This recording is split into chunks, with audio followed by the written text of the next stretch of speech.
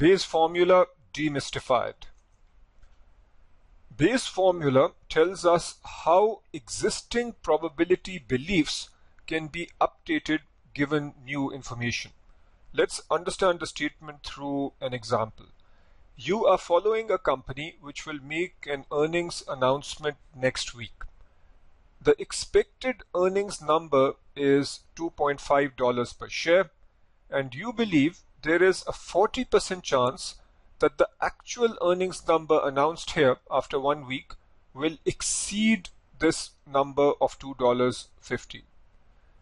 It turns out that you are also waiting for an announcement about whether or not the company will expand. And in this context of whether or not the company will expand, you have estimated some conditional probabilities.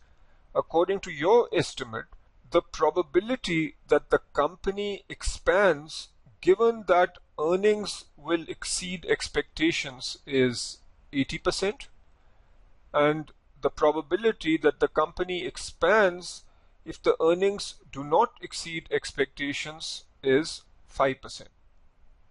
Now this is your estimate here when you are doing your analysis. The next day, the company announces plans for a major expansion. So this expansion that you were wondering about, that will happen. And now you need to update your probability belief. Earlier your belief was that there is a 40% chance that the earnings number will exceed $2.50. Now you say to yourself, if the company has announced a major expansion, then it must be doing well.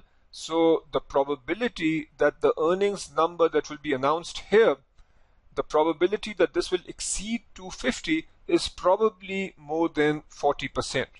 But what is that new probability? And this is where Bayes formula helps. It will allow you to come up with the new probability given the additional information that you have. That additional information is the fact that the company has made an announcement that it will expand. On this slide, I have reproduced the information from the previous slide, and we will apply Bayes formula. So this is what Bayes formula looks like.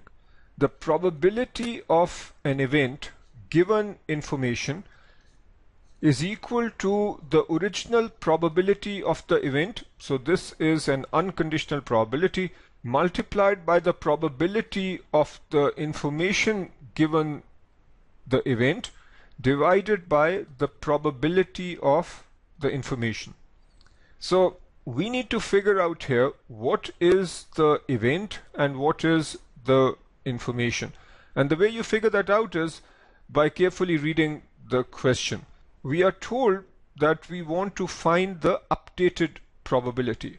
The updated probability of the event that the earnings will exceed expectations. So that's what we are talking about over here. You believe that the probability that earnings will exceed 250 needs to be updated. So that is the event. Event is that earnings will exceed 250. So the probability of the event originally, where event is earnings exceeding 250, this is 40% or 0.4. The information is the fact that the company will expand. So the company announces a major expansion. That expansion is the information. So what we can say is the probability that earnings will exceed expectations given that the company will expand. So the fact that the company will expand is the information. Now we have 0.4, which is the probability of the event, multiplied by the probability of information given the event. And that is shown right here. What is the information? That the company will expand. What is the event? That earnings exceed expectations. So notice this probability information given event is 80% or 0.8. Then this is divided by the probability of the information. What is the unconditional probability that the company will expand? To come up with that number, we can use the total probability rule. So I will do that over here. the probability that the company will expand, which is the probability of the information, is equal to the probability of information given the event times the probability of the event plus the probability of information given that the event won't happen, so we can write that as E complement, multiplied by the probability of the event not happening. So what are the numbers now? The probability of the information given the event, this is 0.8, times the probability of the event, that's the original probability, this is 0.4, so this was 0.8, times the probability of the information given the event doesn't happen, that's over here, 0.05, times the probability of the event not happening. If the probability of earnings exceeding 2.5 is 40%, the probability of that not happening is 0.6. So when we do this calculation, 0.4 into 0.8 plus 0.05 into 0.6, what we get is 0.35. And this is what we plug over here. This is the probability of information. So this is 0.35. And now when we do the calculation, we will get an updated probability of 0.91. And this also makes intuitive sense, because if the company announces an expansion, then the chances that earnings will be relatively high obviously increase. The original probability of earnings exceeding this number was 0.4. That was our original probability belief. Now the updated probability given the new information, which is favorable, is 0.91. On this slide, I'll share a step-by-step process for applying Bayes' formula. In a sense, step 0 is recognizing that Bayes' formula needs to be used. So if you are reading through a question where you are given an event and you are given the probability of the event, then you are told that something happens, so there is some information, and you are required to calculate the new probability of the event given the information, then clearly you can apply Bayes' formula. So let's say you've established that Bayes' formula needs to be used, then you need to do three things. Number one is write the formula, and this is the probability of event given information is equal to the probability of the event times probability of information given event divided by probability of information. So that needs to be done. Then you identify the event and the information. And this is the tricky part, because sometimes students confuse the two. You need to be very clear about what is the event and what is the information. And then you plug the probability data into the formula. At times you might need to calculate the unconditional probability of information. We had to do this in the previous example, and then you come up with your answer. Let us apply this process to a non-finance problem where there might be some confusion between what is the event and what is the information. So let's read this together. Two jars are placed next to each other. So there are these two jars. Jar 1 has 2 black balls and 5 white balls. So let's say this is jar 1. It has 2 black and 5 white balls. Jar 2 is over here. This has 4 black balls and 1 white ball. You pick a ball at random without knowing which jar you picked from. So let's say you are blindfolded, you just stick your hand in and pick a ball. The ball is black. So you take your blindfold off and then you see that the ball is black. What is the probability that you picked from jar 1? Okay.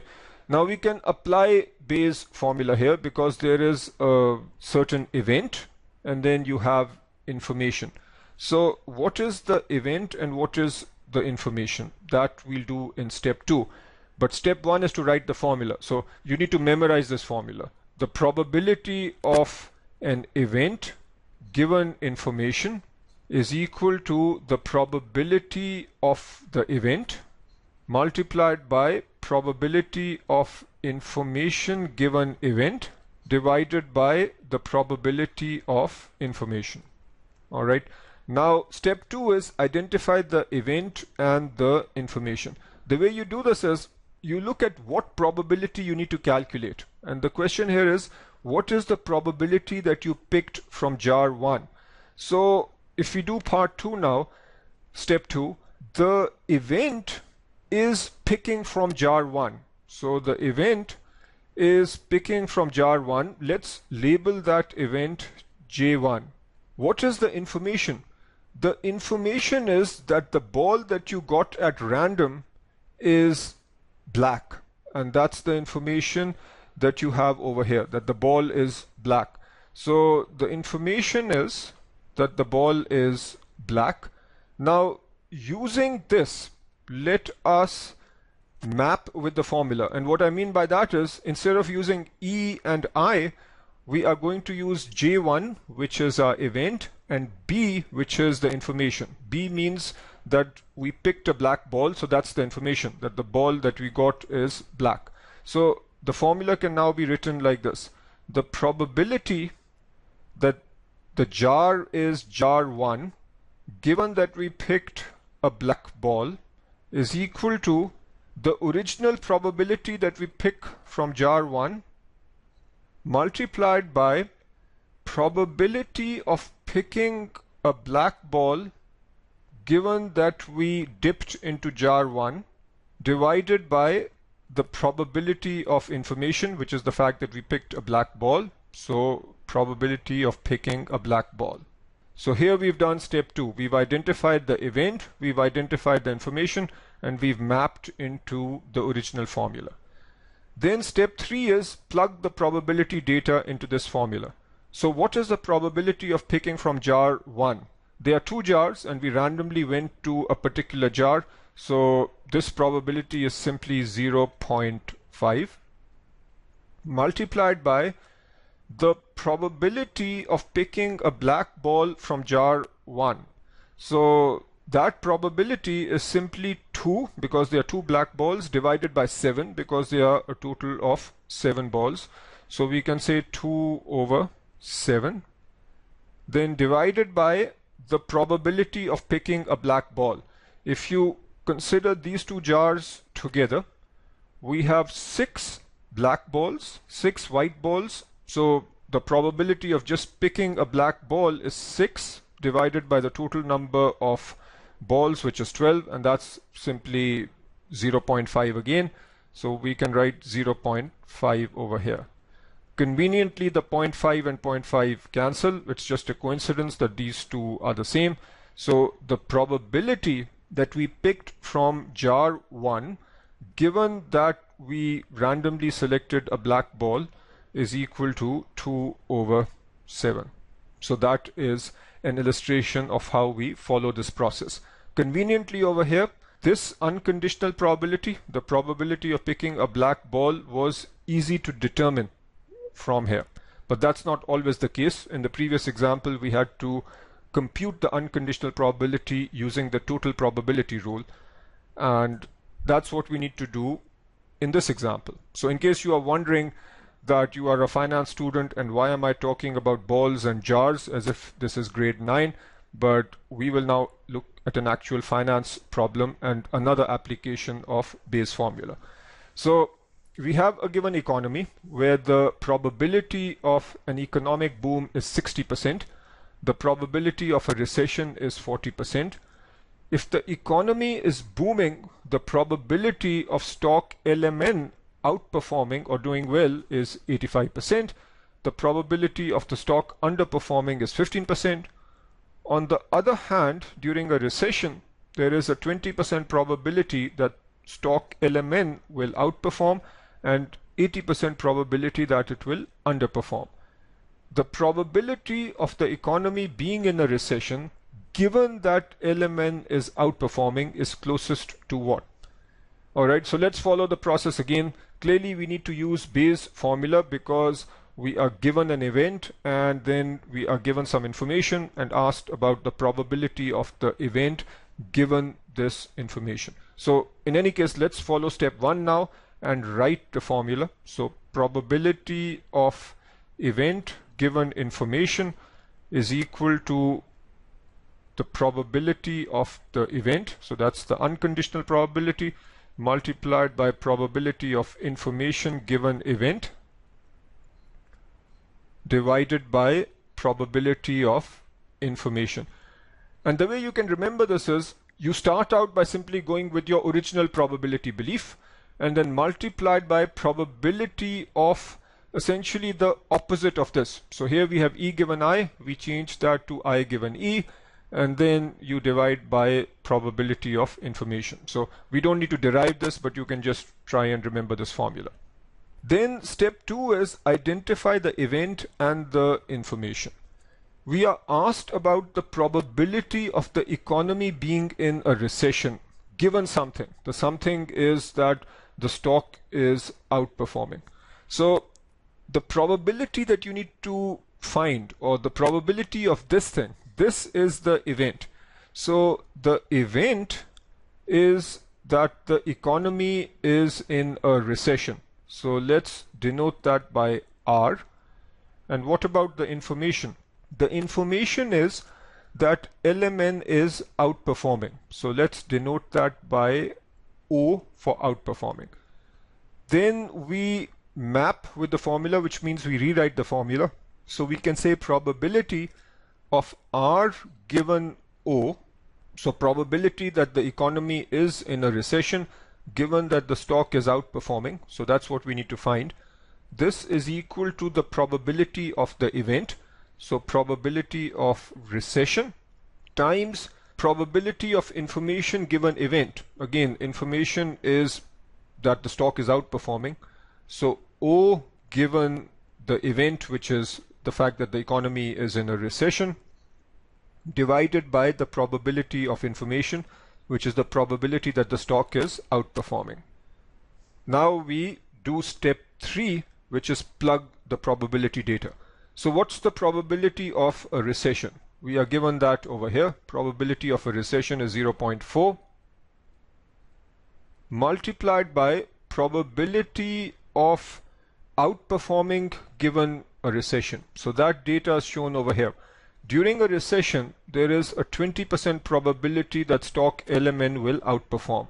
So probability of outperforming given recession is 0.2, and then probability of outperforming. This is not explicitly given, so we need to use the total probability rule. So probability that the stock is outperforming is equal to probability that stock is outperforming given a recession times the probability of a recession plus the probability of outperforming given a boom, and in our world we just have a recession or a boom, times the probability of a boom. So outperform given recession, this is 0.2 times probability of recession, that is 0.4. Probability of outperform given a boom is 0.85, that's coming from here, times probability of a boom is 0.6, and that comes from here. If we do this calculation, we will get 0.59. So we plug that over here. Probability of the stock outperforming is 0.59, and then we do the calculation and we get 0.14. So that is the answer. And that is it for this clip. As always, to really master this topic, you need to practice several questions. And once you understand the process and apply that process to several questions, you will be able to answer any Bayes formula question.